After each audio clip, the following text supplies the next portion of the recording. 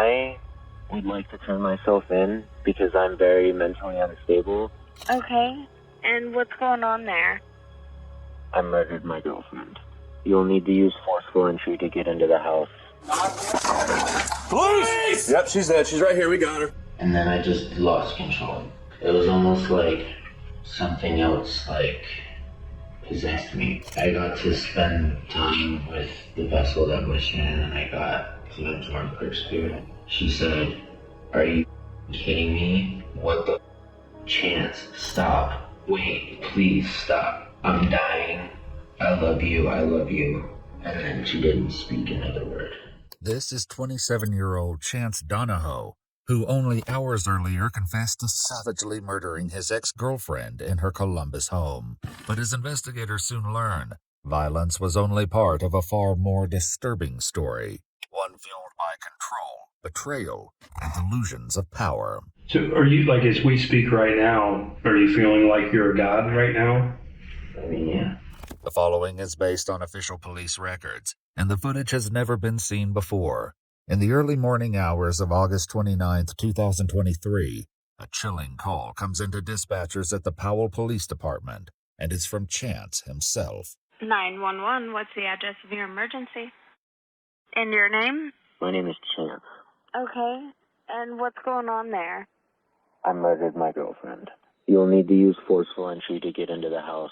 I plan on taking myself to the police station after this phone call. Do you want the police to come to you? Can they come to you? I would like to turn myself in because I'm very mentally unstable, and I'm worried that I'm going to commit by cop if the cops come and pick me up.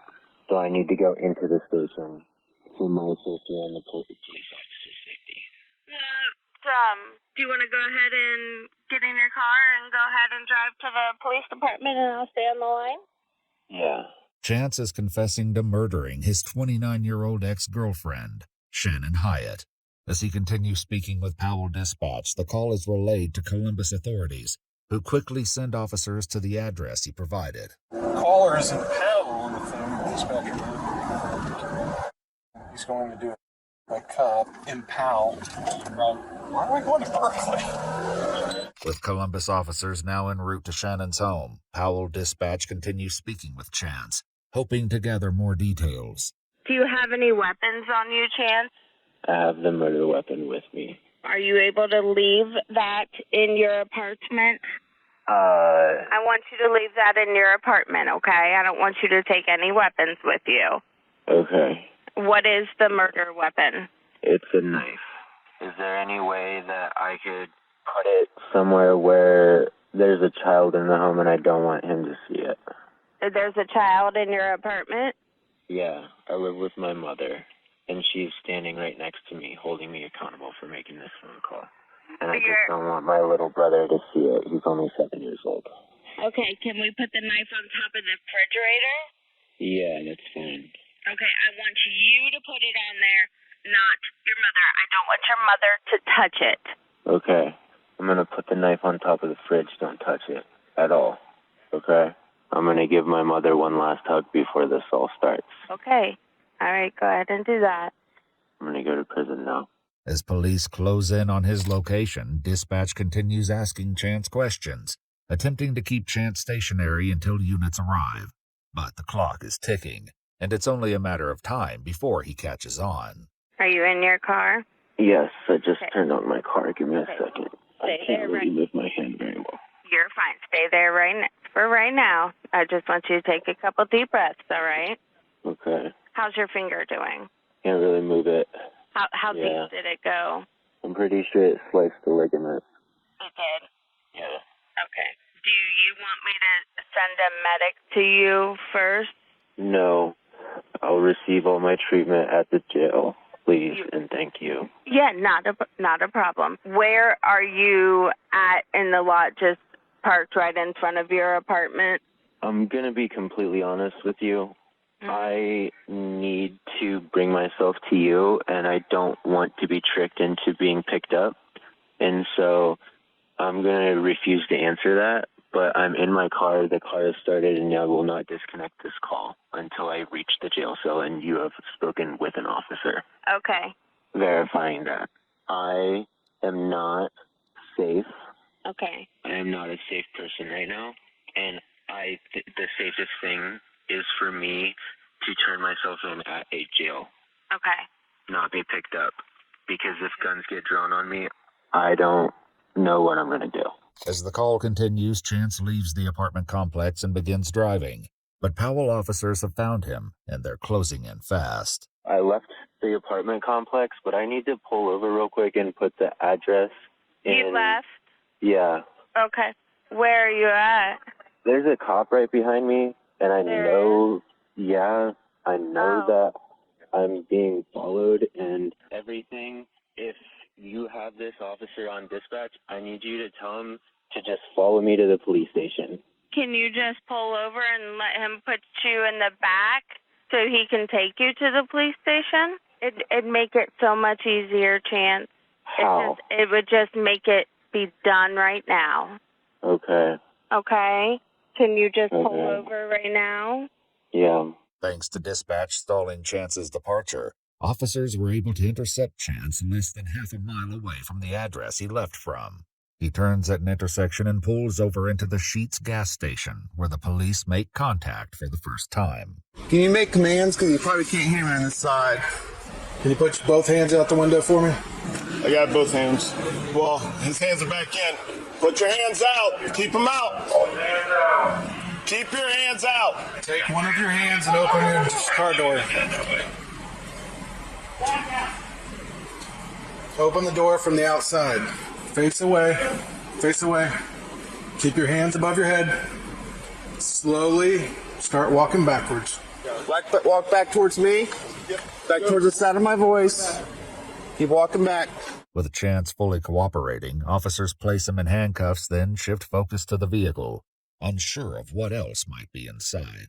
This side. Doors open.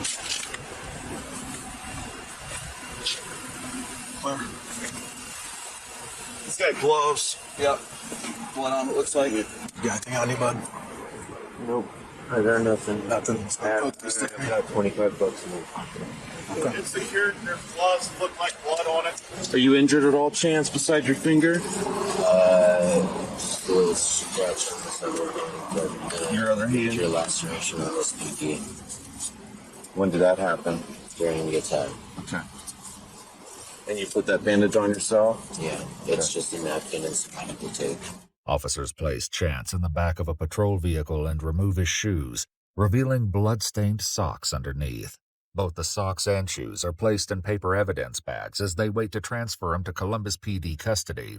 Meanwhile, outside Shannon's home, Columbus officers prepare to make entry, unaware of the horror waiting on the other side of the door. Can I kick the door? I'm good. Kick the door. Police! Yep, she's dead. She's right here. We got her. Clear the house. Let's go. That's 11. We're clearing the house. We got one down on the floor. Did she get shot or did she get stabbed? Everything has lights on. Pulled her throat out? Dude, he had to core her throat out or something. Blood in the hallway. Yeah. You see that? But I mean, there's a hole. Struggle. Hole like this big in her throat. Inside, officers find Shannon Hyatt on the living room floor, riddled with numerous stab wounds across her upper body and a deep slash across her throat. A large pool of blood sits beneath her, with additional stains splattered across the carpet and couch. She's pronounced dead on scene at 6:18 a.m. Columbus officers relay the information to their dispatch, who then notifies Powell Dispatch that Shannon has been found deceased. He killed her. Oh my God, it makes me sick to my stomach. As the weight of the news settles in, Powell officers arrive at the home of Ashley Radka, Chance Donahoe's mother, where the 911 call was originally placed. How are you, Mom? Okay. Can I just have you step out here real quick? Is there somebody else with you? What's up? Just your... Okay. Is he awake? Okay. Oh, I just want to make sure he's okay. That's all we gotta do is just make sure he's okay for right now, okay? Is Chance at the police station now? We have him in custody, yeah. He went voluntarily. Okay. All right. Hey, ma'am. Is there a knife? Inside the residence, officers locate the knife on top of the refrigerator. just as Chance described to the 911 operator, along with a pile of his clothing next to the washing machine believed to be the first outfit he had on when he initially approached Shannon's house. Ashley's other son is also confirmed to be safe and sound, sleeping in his room. Chance's mother is later questioned by investigators, recounting the events leading up to the initial 911 call. He woke me up at like 5 in the morning and said, I need to talk to you. And if you don't want to talk to me, you don't have to. I'm really sorry you're going through this. I really am. So then he said the night was in his car. He said his phone was in his car. He said he was gonna do 6 minutes.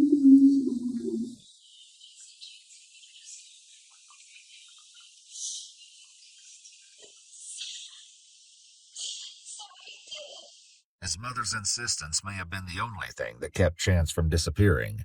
Now in police custody, he's transferred to Columbus PD and taken to the Franklin County Jail, where he would be interviewed just a few hours later. I had a major psychological break and kind of completely and utterly lost control of my actions,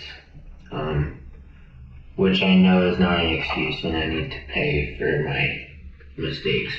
Basically, me and Shannon are going through a really bad breakup right now. Right. Because I am unable to be honest and unable to not steal and unable to not take advantage of people that are around me. And I took advantage of her a lot. She's been just making all these Facebook posts about our breakup. And I've read some of them. She's also come after my mom and stuff. And it's kind of one of those things where it's it's one thing to drag my name through the mud. You can take all my friends. It hurts. But I just kind of lost it whenever. That would be frustrating and hurtful, right? Saying things like me and my mother's relationship is extremely inappropriate, implying that we want to have sex with each other and disgusting. Are you serious right now? Did that piss you off? Are you kidding me? Yeah, what You have the audacity to start publicly saying that the reason I date older women is because I have an Oedipus complex. You're only 3 years older than me. Chance's perspective lines up closely with what his mother also tells investigators. Obviously, there's not a reason to ever murder someone, but this girl has been messing with him pretty significantly since they've split up, and they've only been split up for a week, but she was a problem. And I anticipated it getting worse before it got better with her, stalking him, and she no longer had control of him. And I think that was making her crazy because she had a lot of control of him before. We were unable to locate the specific statements both Chance and his mother claim Shannon posted online. However, we were able to locate one post made just 5 days before her death, shared in a Columbus-based Facebook group called Are We Dating the Same Guy?, where Shannon publicly warned others about Chance, stating that he stole my prescription medication and money out of my bank accounts, and also claimed that the money was used on powdered drugs. Back in the interrogation room, Chance begins responding to the claims made about him. Did you feel betrayed? In that moment, I felt betrayed the whole breakup. Sure. She's been just telling everybody everything, which I'm not gonna lie, I would do the same thing if somebody did that I did to her. But she told me that she wasn't gonna tell anybody about the theft and stuff because I paid her back the money that I took. And the only reason I took the money is because she took my debit cards because she didn't trust me with finances. And I'm not trying to sit here and say all of my actions have a rational and logical explanation. Because I don't want to be this way. I don't want to lie. I gotta know how to stop. I don't want to steal, but I don't know how to stop. Shannon thought that the stealing had everything to do with the addiction to ketamine, when in reality, I go through bouts of unemployment because of the nature of my work. Mm-hmm. And so I run out of money. And then Shannon gets, or would get, like, really, like, mean and say really nasty things and all this. And so in my mind, just take this money, give it right back to her as your money so that she shuts the up and everything can be like happy and peaceful, and then just replace the money before she finds out that it was taken. But for Chance, the theft and online posts weren't the only triggers. There was something else. She had started sleeping with Matthew, who she had like just recently started being friends with and told me not to worry about. Who's Matt? Matthew is somebody that she was having some form of romantic relationship with. Okay. I didn't have a reaction to it, honestly. I was just happy that I had what? I'm just happy, like, I'm still happy. Like, I don't know, I'm not, like, happy about it. It's up and it's a horrible thing, but at the end of the day, like, I don't know. But jealousy and heartbreak were only part of the equation. As Chance opens up, he reveals a fractured state of mind that had already begun to crack. I have undiagnosed schizophrenia. Okay. I have auditory and visual hallucinations. I went to a music festival this past weekend and kept like seeing Shannon everywhere, and I thought that she was like following me around to like. Weren't you there with her at Legend Valley? No, not at Legend Valley. Okay. Just this past weekend at Wonderbus. Okay. Yeah. Downtown.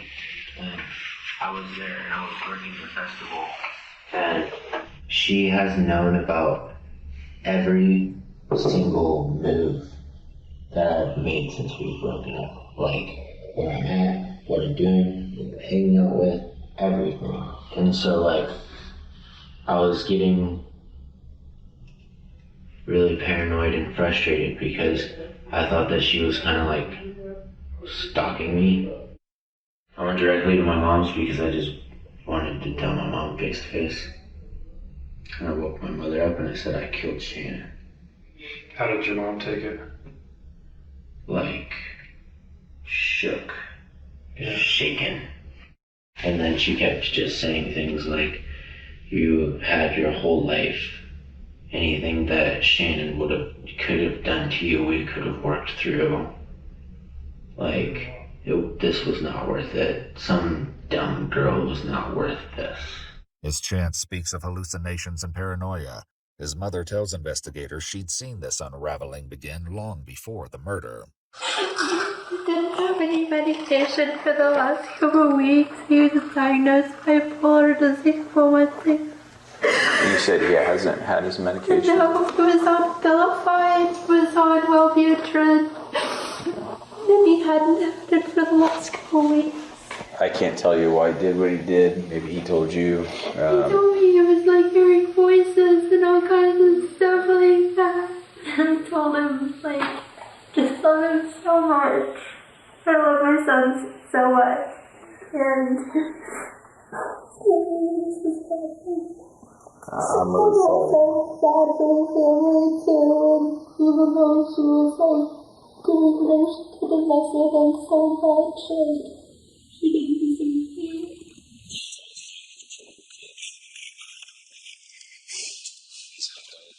Decisions. That's not on you. It's on him. At some point, you gotta let him be adult. I know, and I've done that. I've played that card. I've done every single thing. I've tried to do it all. He's been in and out of counseling since he was like 4 or 5 years old. What his mother could only fear, Chance now begins to admit in chilling detail. I was just gonna try to because I just didn't really know what to do. When was this? This was at about like 11 o'clock. Last night. Yeah. Okay. I was just driving between like 11 and like midnight. Okay. And just kind of like trolling around. This is confirmed by Shannon's front porch camera as it captures Chance's car driving past around 11:11 p.m. And I thought to myself I should check myself into a mental hospital. Because I'm not really all that safe. I actually just like drove by her house before I like went back to my mom's house and changed into clothing. And I saw a van, and then I saw a person that looked like Matthew leave, and I just kind of didn't think of anything about it because I don't know what kind of vehicle he drove. So then you drive. I just drove by because at first, like, all I wanted to do was just like knock and talk, but like I don't know. I know like this doesn't make any logical sense because knocking and getting the police call on you and getting a trespassing charge is far less severe than getting a murder charge, but Sure. I got to spend time with the vessel that was Shannon, and I got to absorb her spirit and get some of her back. We have some video, like from the neighbors, like cameras or video systems, and it looks like you had walked up to the house maybe with like a t-shirt on initially. Yep. Does that ring a bell? Yeah. Around 11:57 p.m., a neighbor living next door to Shannon's home catches a glimpse of Chance walking through her yard and across the driveway, unknowingly capturing a critical moment just before the murder takes place. That was the time that I like drove past. Someone was like saw the van, was trying to like work up the nerve to like go up to the door, but like didn't really know what to do. So I guess I don't know why, but I was just like, why don't you just like kind of just like see if she's even like here. And so I peered into the garage window to see if her car was there, and then I tried to see if I could see what room she was in without her seeing me on her cameras and stuff. And then I didn't see anything, and then whenever I left, I was like, you need to just go home, and you need to just give your mom your car keys, and you need to check yourself into a psych ward. So when you walked up to the house, 11, whatever, you hadn't planned on hurting her at that point? No, not at all. Had you seen Mac yet, or? I saw Matt whenever I was actually just about to come around the corner to try to like knock on the door. Okay. Did he see you? No, he had his back to me and he was coming out of the door, and then I got spooked and ran off. I had like this weird thing that was just like, well, if you want Shannon back and you can't get her back, you can like take her life force, and then you'll be together forever. And so like I went home and I changed my clothes into all black, and I grabbed a knife and I went over to her house and I approached the door, which I'm sure you'll see on her doorbell camera, ring camera, at some point throughout your investigation. I twisted the door down. She screamed, "I will call the cops." And I slammed my shoulder into the door 2 times. After the first time she said, "Are you kidding me?" Because I think that she thought I was just being obnoxious and pounding on the door or something. Or honestly, I don't even know if she knew it was me until I got into the house, because I had a bang on my face whenever I was outside. And then the second shove gave way, and I didn't make a noise, I didn't say anything, I didn't do anything, I just started stabbing Shannon. And she didn't realize what was happening until I had stabbed her a couple times. And She said, "Are you kidding me? What the Chance, stop. Wait, please stop. I'm dying. I love you, I love you." And then she didn't speak another word. I don't know how many times I stabbed her. I know it's a lot. I also know that I cut her throat to speed up the process. And I just remember looking at her and feeling like I was like taking on like her spirit, I guess. And like, I don't know, I felt less alone than I'd felt since our breakup in that moment. Shannon Hyatt suffered more than 30 stab wounds across her upper body, along with a deep slash to her throat. She had multiple defensive injuries, evidence that she fought to survive. But the horror didn't end there. For nearly 3 hours after her death, Chance remained inside the home, doing things so unsettling, even investigators struggled to make sense of it. Well, I took her house keys and her phone after I killed her. Okay. I don't really know why. I don't have her password or anything, and she has like the thumbprint, so you can't like get into it. But like, I took the keys. I screwed a piece of plywood to the front door to keep it closed. Why did you shut the front door like that?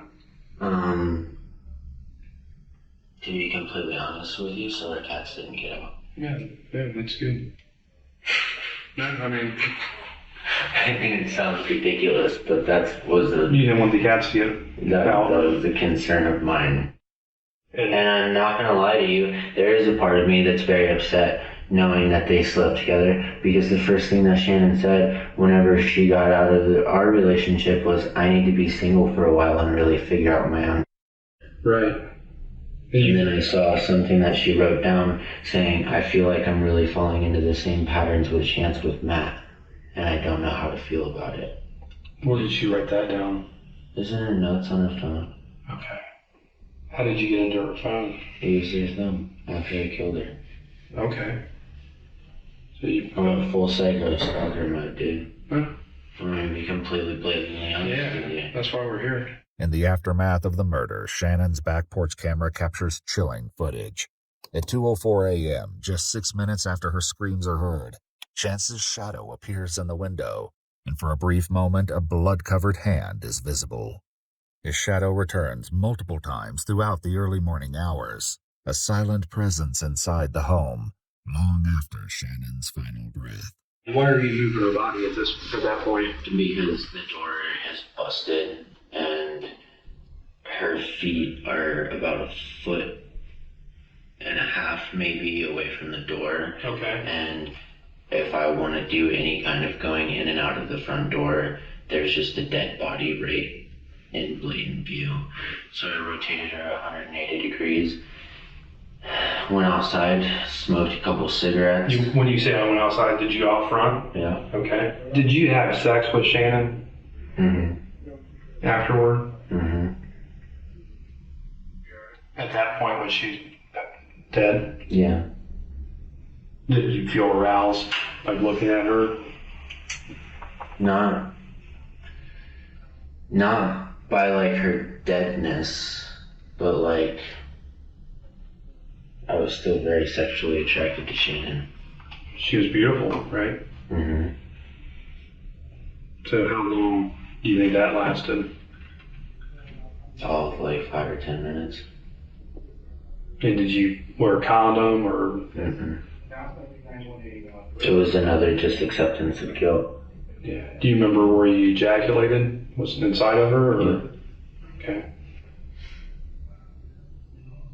How long do you think she had been dead at that point?